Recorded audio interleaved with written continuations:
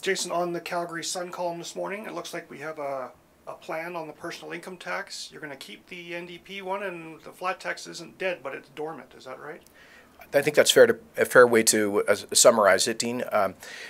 We are going to give every Albertan a tax cut by scrapping the NDP carbon tax. It will be the largest tax cut in Alberta history. We will also deliver the job creation tax cut, which top economists project will create at least 55,000 new jobs. There will also be some other reductions that we'll be talking about in the days to come. But because of the NDP's fiscal train wreck, we do not have the fiscal room to reduce personal income tax rates at this time. And so we would be delaying that until the budget is balanced. We would then appoint a panel to advise the government on on tax reform to get the most bang for the buck in terms of jobs and growth through tax policy. So I don't anticipate that will happen in the first term of our government.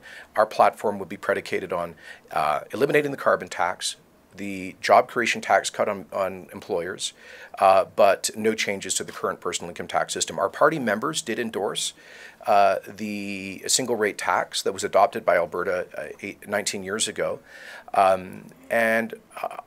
I can understand why. I think it was a critical part of the Alberta advantage and helped to generate a long period of economic growth.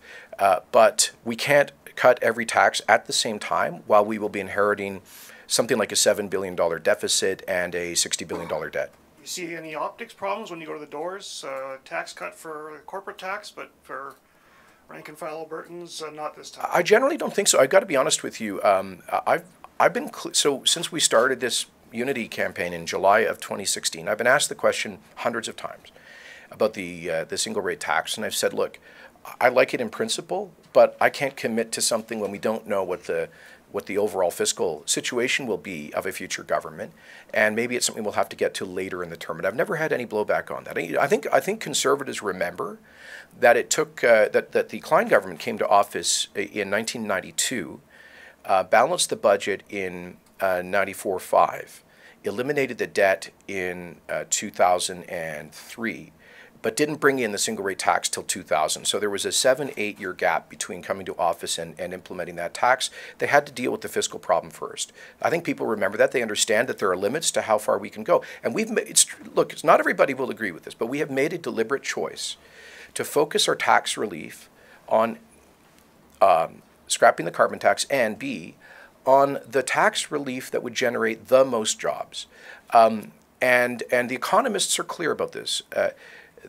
Professor Bev Dalby, one of the leading tax policy experts in the country, says that based on his analysis of historical data, an extra buck raised through a business tax costs the economy about $3.40, whereas an extra buck raised through marginal income tax, personal income tax, costs the economy about $1.20 per dollar raised.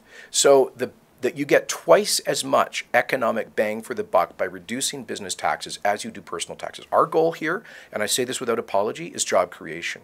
Let me be honest. When if we had focused this tax relief instead on the personal side, we would not be getting the same bang in terms of job creation and additional revenue and growth as we have on the employer side. So we think this is the right thing to do in terms of getting the province back to work. And for those who really want personal income tax relief, we'll ask them to be patient, but we've got to deal with this fiscal situation first.